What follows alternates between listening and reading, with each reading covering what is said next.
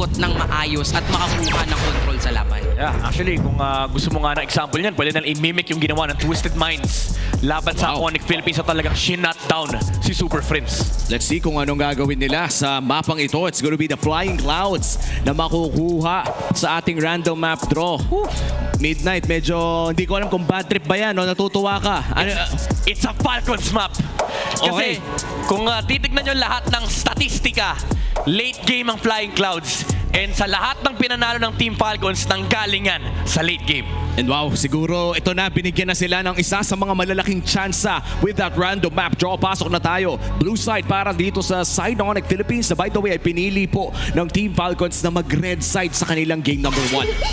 To me, Ano yan mga kunin fun nila is all dito? that No? matters. Kasi for Coach Wynot, the backshot Phobius as well as the 1-1, hindi normal na ito yung mga ibaban mo kung Yeah. ikaw yung first pick. I think pare sila na tinitignan dito. Cocktail's been itching for a YSS, real Arlot, fight. Harit, Zushin. Those four are very important in this match, especially the Arlot kasi yun yung isang playmaking hero ni Flaptizi. Oo. Kaso nandiyan si Kirkitect eh. At ayan na nga, Kaya ulit na lang yung sinabi kaya mo. Phobius ban kasi sabi nila, Flap, hindi ka makakapag-Arlot. Pero ito do take note, pwedeng kunin ng Team Falcons yung YSS, not their signature hero in this regular season, pero wala kasi yung Kalea. And nakakatakot din na mabigay yung YSS sa kamay ng Onic Philippines. So I think you accept the Lancelot and YSS trade for Team Falcons. Kung di man YSS, sige, at least makuha nila yung Lancelot and then maybe Harith para lang matanggal sa kami ni Kelra. Oo, and nakakatuwa no, kung makuha nga nila yung Harit. Tsaka sana bumalik na sa pag-play ng assassin or damage dealer si Kyle TZ. Medyo matagal-tagal ko natang hindi nakikita na gumamit ng damage dealing assassin ang jungler dito ng Team Falcons. Kadalasan nila pupunta sa backsha or even the Fredrin. But as you said, Harit is open. Pwede na itong agawin ng Team Falcons kung gusto nilang kunin ito. Detective Fredrin. Wala pa rin. Hindi pa rin damage yung makikita natin for Kyle TZ. Though, open yung chip para dito sa Falcons, which is isa yun sa mga gusto nila. Ang kaso nga lang kasi, ang problema na, kaya ba nung chip ngayon going up against Onic? Kasi sa mga nakalipas na laban na ginamit yon ni Ogwen, hindi naging effective. Yeah. I think that's also with Flap TZ playing the Lapu-Lapu kung saan parang nagkakaroon nata sila ng disconnect. Kung sino papasok. But here comes the Gatot Gacha YSS combo para dito sa Onic Philippines. Perfect pickup mula sa Onic. Again, knowing na wala yung Kalea, they get the YSS and then tinanggal din nila yung Gatot Kacha mula sa Team Falcons. And it's also one of the answers na pwedeng lumabas if magpupunta sa chip destination yung Team Falcons. So this is a good preemptive draft mula sa Onic. Now what Team Falcons can do here is get the marksman. Kaso parang medyo ipit si Marco dito eh.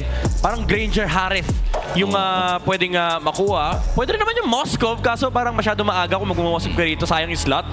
I think yun lang din talaga yung viable choice unless they go for the Lapu here. Yeah. Para kay Flap. Dahil kapag nag-Harit ka rin, napakataas na ng magic damage. Isang Radiant Armor lang ay ang laki ng nami-mitigate. Kaya naman Lapu-Lapu muna ang ibibigay dito kay Flap TZ. Mukhang magkakaubusan ng gold laners dito sa larong ito.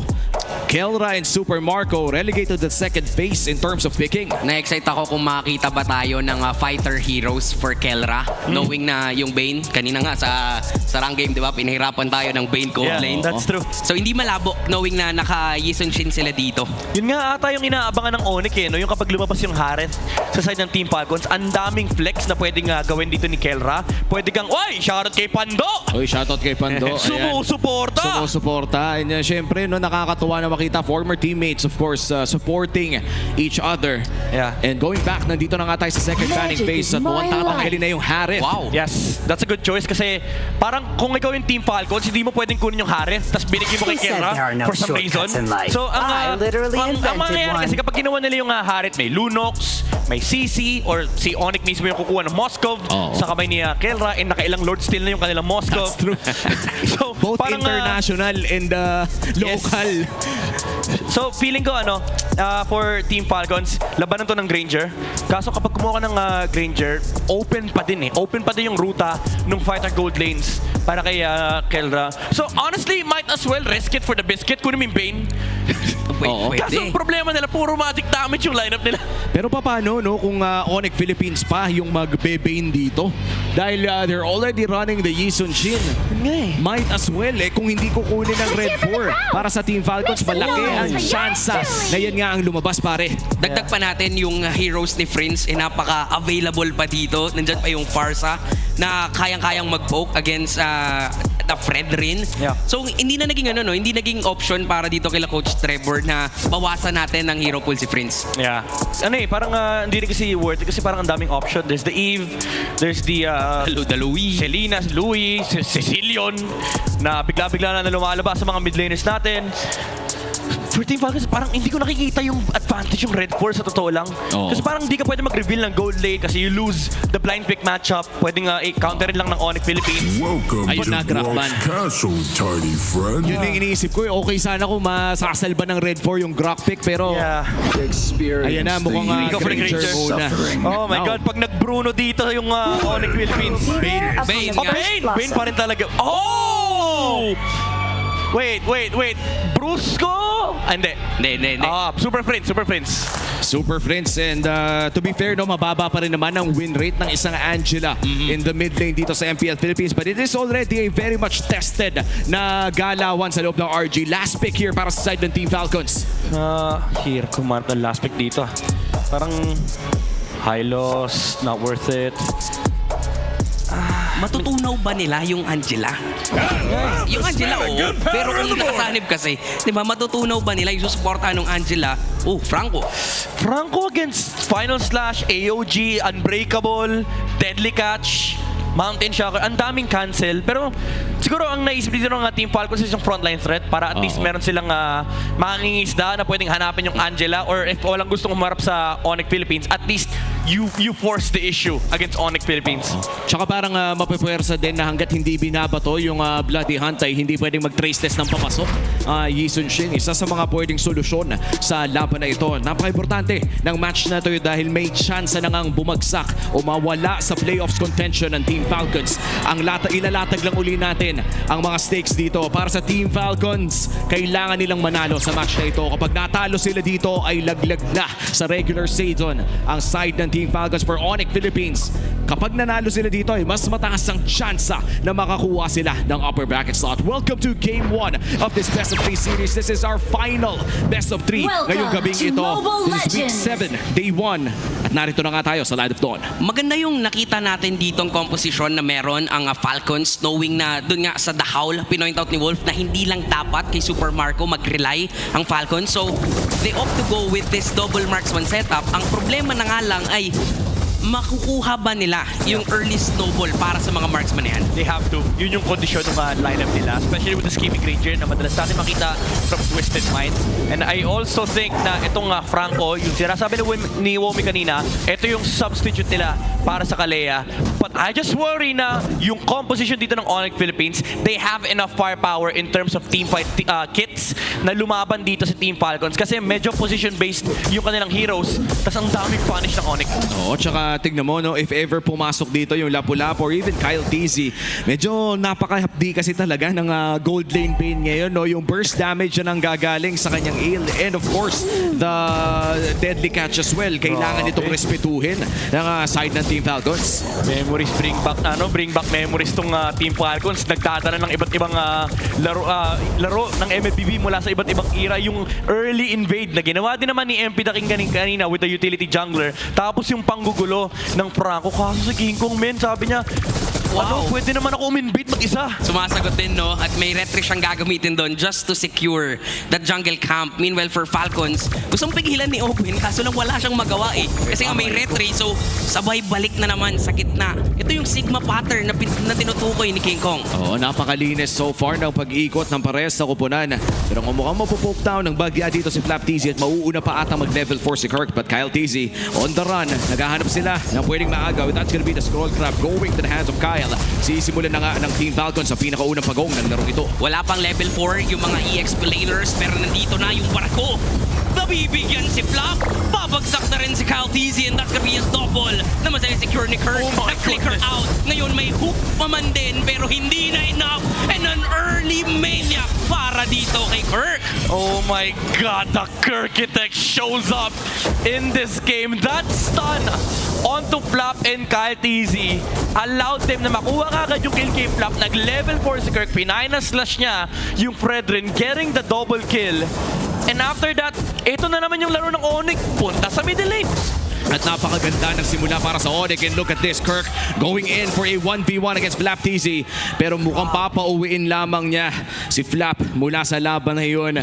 Onic Philippines matapos ang pinakaunang pagong. Biglang lolobo ang kanilang gold lead. A 2,000 gold lead for Onic. Alam ko, dalawa kayong explainer dito sa test na to. Alam mo, yung impact ng Arlot men, pag nakakakuha ng ganitong early lead, wala nang pake sa boots to. Nirarush niya na yung Oracle. And ito may malala niyan. Pwede niyang i-transition yan, ha? May mga Arlot tayo nakikita na nagda-damage. Tsaka kung papansin nga natin, sa 1v1 matchup nila, normally, kaya naman ng isang lapu-lapu, lalong-lalo na may level 4 na siya. Ang problema, ang ginagawa ni Kirk, hindi niya pinapagalaw yung lapu-lapu. Hindi makasa ni Flap TZ yung ulti niya. Therefore, lamang talaga siya sa 1v1 matchup. Pero medyo nag-iinit dito sa gitna si Kyle TZ. Si Kyle TZ ang nakikita dito ng King Kong. Pero lalaban, di naman sila. At na-hook with a bloody hand. Si Super Prince ang babagsak. Pero low hit na rin si Kyle. 1-for-1 trade. Wala ang retribution holder ngayon ng Falcons. Pero mukhang sakto, aabot pa rin naman doon sa pangalawang pagong ng larong ito. And in fact, Onic Philippines pa rin may hawak ng kalamangan. 2,000 gold lead na hindi naman masyado gagalaw. And look at the YSS already ahead by a level. And ito yung simula eh. Kapag ka nakalamang na ng level sa'yo yung YSS, parang paunti-unti nang lalaki yung gap na yun. Flicker! Oh, wow! Sabay ulti si Kelra. Makakasecure sila ng kill pero dito naman may parang ibaba. Gusto na lamang mag-trade ng Falcons pero lalaban pa rin sila Kurt at Brusco. Final slash connecting. Oh my God! Mamatay na si Few. Mag-aabol pa rin. Kaso nga lang si Kyle TZ ang nakita dito na nandiyan pa si King Kong. Ipa-burst down nila yung Fredrin. At si Kyle TZ ay babagsak at hindi pa tapos ang Super Fam. Napa-flicker na lang si Flap and definitely a win for Onic PH. At akala natin may trade-off pa pero mukhang papasok na naman si Flap TZ. Tatama ang isa sa Land Shaker tapos may final slash muli. Pero mamamatay muna si King Kong. Tapos sabay bagsak dun sa Flying Clouds. Pero si Kirk tumatakbo. Nakita si Few. May AOG na gagamitin si Brusco. Pero nandito na muli si Kyle TZ. Maghahanap ng bawi ang Falcons. Pero because of the deadly catch, eh may mahuhuling isa. At si Brusco yun. Si Brusco na iba-burst down ng Falcons. And with all of those trades, mananatili pa rin ang kalamangan ng Onic Philippines pero bababa lamang ng bahagya. Yeah, kahit paano nakakahanap sila ng punchback laban sa Onic Philippines. Pero yung pinapakita nilang dito ay yung aggression, yung binabangkit natin kanina. Kirk on this Arlot with the Angel, nakadalawang pato. Si Super Prince kay Kirk. Yung sinasabi ni Kirk dito, guess who's back? Yung kanyang Arlot, men, talaga nagpapakitang gilas. Grabe tong Onic, late purchase ng boots. Wala silang pake sa boots, men. Oo, pre. Tinan mo nga si Kelra, inuna yung Holy Crystal. Yan naman daw talaga yung build sa Bane ngayon eh. May nagbiro nga sa isang live ko, men. Sabi sa akin, Kuya Umi, yung Bane, huwag mo nang isipin yan. 5 Holy Crystal ang lock item dyan. Tapos 6 item yung boots. Ganun 6 ba? item na yung boots. But yes, jokes aside, medyo dumidilim ang early game dito para sa Team Falcons dahil hindi na bumababa ng 1,000 gold lead ng Onic. This, mark this day, October 3 ngayon, di ba? October Yes, sir. 3. Tama. Ang galaw ng Onic sa Flying Clouds, feeling ko lahat ng teams, baka aralin nila to. Sa Flying Clouds, hindi sila bumibili ng boots. Oo nga naman. Kasi pwede ka bumalik sa lane kagad. Oo nga, no, pero grabe, may bago na naman tayong findings. At Teknolodya. Ito ang ating Infinix handcam, of course, Infinix GT30 experience victory for every batlang gamer at papasok na nga si Flap. Ulti na si Flap pero si King Kong pa rin. Kung makakasecure ng Turtle, nakasanib si Prince kay Kirk. Umamba din ang Super Fam. Brusco with an AOG. Pero makakakuha pa ng kill si Kyle TZ. Mag-shutdown niya si Kirk. At ngayon ay may bawi lang sa isa't isa. 1-for-1 trade lamang. O yeah, pero shutdown pa rin yun kay Kirk. Oo, malaking shutdown yun. Lalo yung streak na kuha mula doon sa Arlott. And maganda yung punish na ginawa dito ni Ogwen, no? Yung deadly Bloody Hunt pala. Ang dami kasing deadly tsaka bloody eh. Yung Bloody Hunt para mapigilan dito yung Arlott ni Kirk. Pero, flap. Uy, papasok dito si Flap para lang madepensahan, pero papasok din ang Super Bomb with a flicker out. Makakasecure pa si Kelra ng isa, pero may kapalit lamang din ang buhay ni King Kong. Lagi namang nakakahanap ng trade ng Team Falcons. Pero mukhang may 2v1 magaganap dito. Delikado yata si Kirk. Pero nandiyan dito yung Super Friends, si Marco. Napableaker na lang din kasi alam niyang delikado. Lalong-lalo na may Angela at Arlott. So ginagalawan na lamang din talaga ni Kirk dito. At present na si Brusco. Grabe. Bumaba na si Super Friends. Natalian na etong si Kyle, and definitely a kill for Onic. Laro na, nilaro pa. Pero ang dami kasi pinanggagalingan ng Vengeance stats, man. Yung passive, yung stun, yung heartstrings.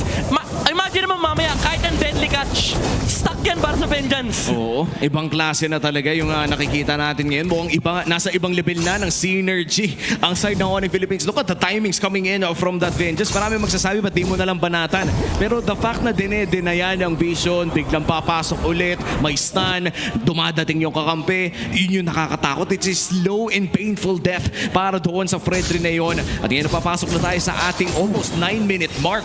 Unang Lord ay mukhang babakuran na nga ng Onic Philippines. Dagdag pa natin na hindi pa ganoon sumasama si Kelra. Diba? What more sa 5v5 na kung saan madidisrupt talaga yung formation ng Falcons. Yeah. May may condition pa naman dito yung Falcons. Meron silang bypass with the lapu-lapu. Kaya matalunan yung YSS. And then, here comes the hook mula kay Ogwen. Hook sabay Bloody Hunt, tina-try first down. Si Bruce pero doon yung final slash para kahit pa paano ipigilan ang aggression ng Falcons, pero maiipit ngayon si Kirk. May AOG na gagamitin si Brusco dahil sinalba siya nung kaibigan niya kanina.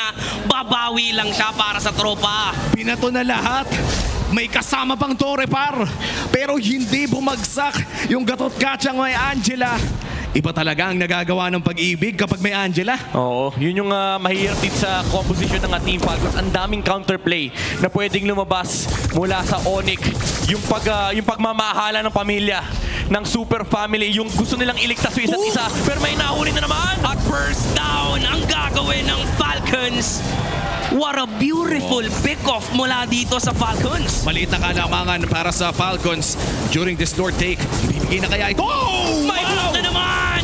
Si Kirk naman ang nakita ngayon, pero may final shot doon sa likuran. Iba first down, maghahabol pa rin si Kirk kasi alam niya nandito naman Super Friends. Kyle TC with the Lord take. At hindi pa rin tapos yung laban. Na hook ni Ogwen, na kill ni Kyle. Pabor pa rin talaga sa Falcons yan.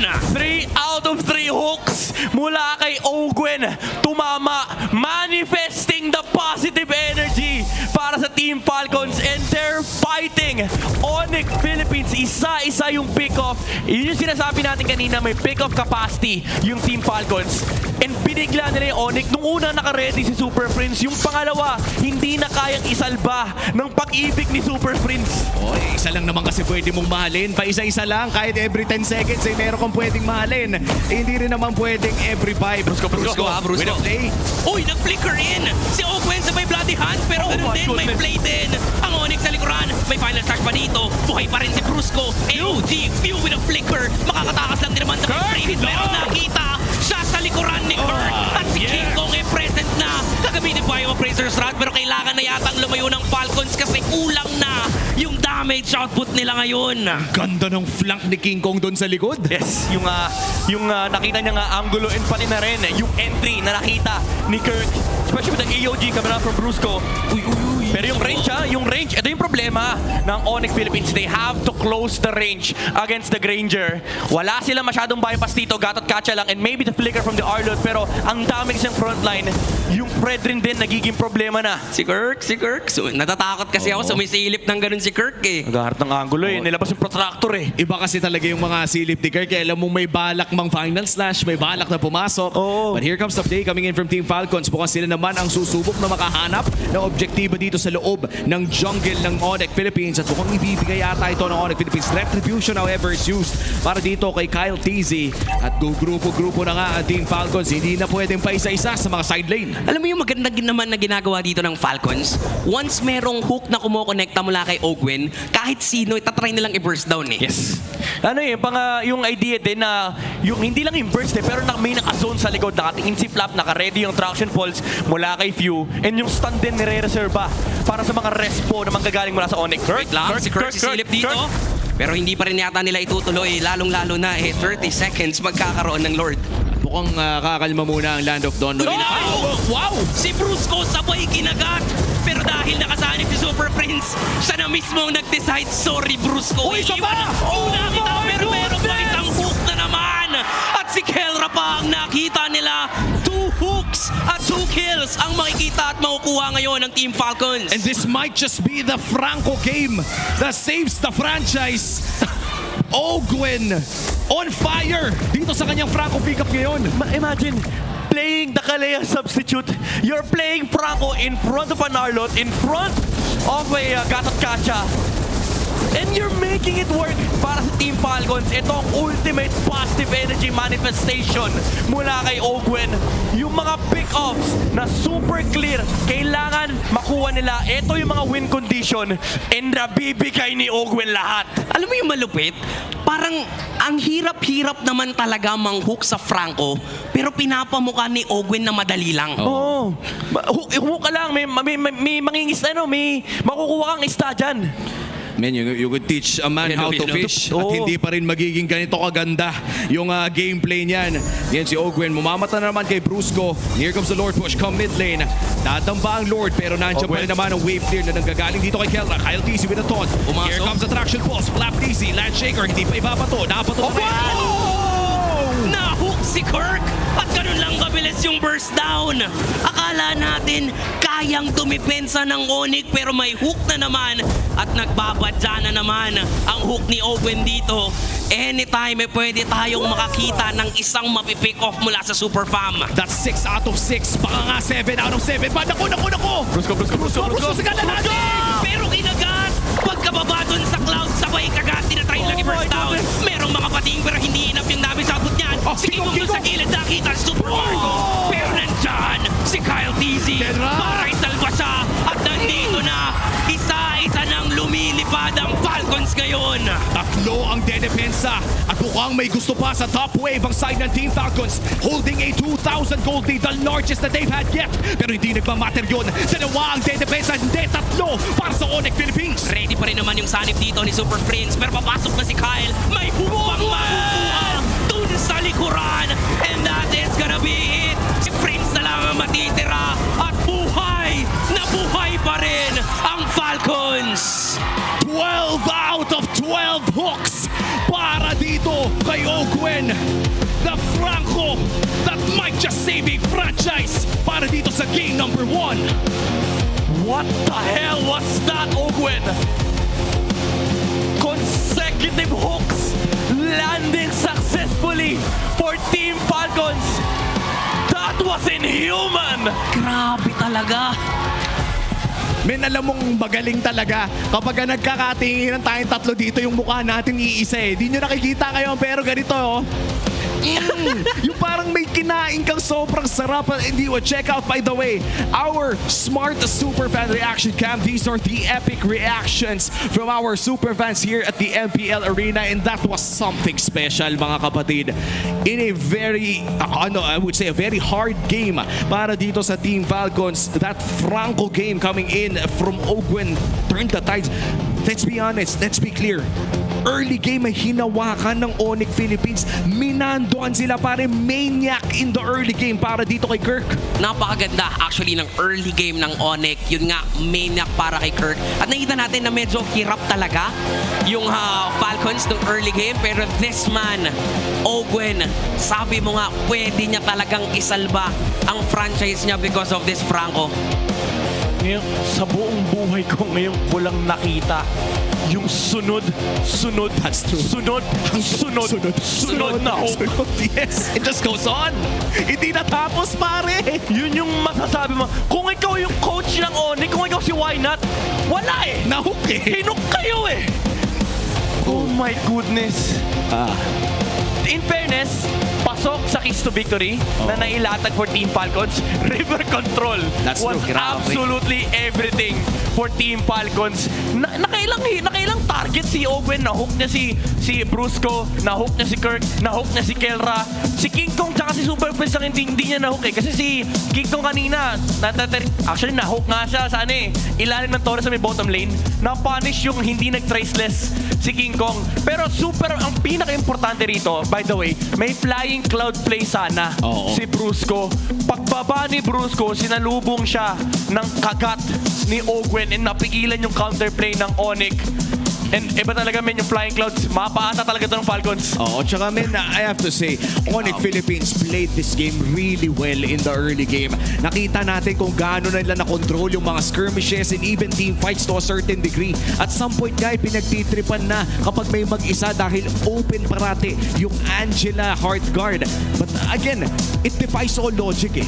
Umabot na tayo sa punto na dahil nga may nadi-displace sa Franco pick na dala ng ating Game 1 MVP, ay nagbago yung takbo ng larong ito. Sa lahat ng roles sa MLBB, usually gold lane tsaka jungle lang yung may capacity magpaliktad or magpatakbo ng ganitong klaseng laro. Coming from a roam na talagang alam mong medyo mahirap laruin laban sa Onic kasi ang dami ding stun, ang daming displacement, pero he made it work. Yung target selection, yung timing ng mga hook, yung punish kay Brusco, OA na kung OA, but this was Ogwen's game to play. That's true. Nakakatakot din yung after ng hook, meron pang kasunod na taunt mula sa Fredrin. Diba? Parang alam na alam talaga ng Falcons kung paano nila pagaganahin tong lineup nila. And partida, when it comes to the kill score, dikit na dikit tayo. Pero nung nag-init na yung mga hooks dito ni Ogwen, hindi na kinakaya ng Onic yung macro na naipapanalo ng Falcons. And sa totoo lang, no, yung early game nga, we talked about this, na parang kailangan talagang linisin ito ng Team Falcons. And to be fair, dito sa game na ito, ay hindi pa natin masyado nasulyapan yung ganong classic solusyon. Onic was winning the early games. In fact, may na-point out nga na napakaganda si Midnight ng early game na hindi talaga agad nag-boots ang Onic Philippines dahil nga sa flying clouds natin. And that was a great adjustment. Again, I just babalik at babalik tayo eh. Hindi nagme-make sense yung ending ng laro dahil hindi rin nagme-make sense na may lagpas walong hook ka na matatama mo na lahat clutch for some reason. Isa lang yung macro dito, sa totoo lang, yung river control. Pero it came down to the micro mechanics ni Ogwen, the ability to land the hooks mula sa Team Falcons. Sorry to say, pero that was it.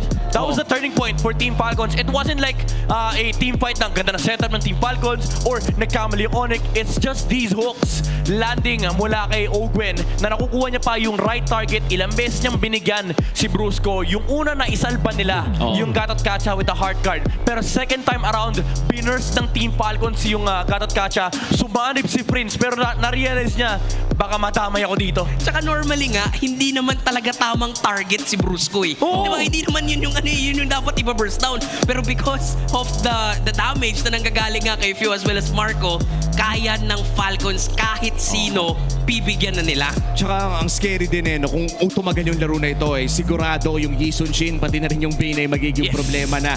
So honestly, the odds para dito for Team Falcons na manalo sa larong ito ay pababa lamang ng pababa habang tumatagal yung laro. But because of a miraculous, godly sequence mula dito kay Ogwen, eh makikita talaga natin na biglang pumuso ang Team Falcons after Game 1. Yeah, but also, you have to commend din si Kyle TZ yung nakaw niya sa Lord kanina against sa Onic Philippines. Crucial steal for Team Falcons. Even though they were the ones setting up that fight, yung din, yung presence of mind na parang pwede kasi mag-turn, pero parang nirisk ni Kyle TZ na, sige, pagtutuunan ko ng pansin yung Lord, and they got everything away from Onic. And now we are looking at our big four, our BPR Rich Guy and the carry as well, Super Marco sa larong ito. Hindi man naging sabihin nating super linis ng kanyang early game dahil na rin na-flickeran siya ng Bane. And alam nyo naman, kung hindi nyo pa na-experience sa RG, magpasalamat kayo. Pero kung makaka-experience po kayo ng napakasakit na Bane Gold na nakapag-farm na po, ay marirealize nyo na one item pa lang ay gano'n na po kape. Talaga. Bibigyan kita ng tip. Kapag nag-charge yung Bane ng second skill na may flicker ulti, lumayo ka na. Isipin mo kung nasan ka nakatayo at kung abot ka. And buting-buti alam na alam yan ay BPI rich guy na si Super Marco, the bulletproof Super Marco still. Kahit masabihin natin nakakapiso na nandito, dalawang death, doesn't matter at this point. Ang gamit na Kevlar ay Kevlar pa rin. At kitang-kita natin kung bakit siya ang ating BPI rich guy for this game number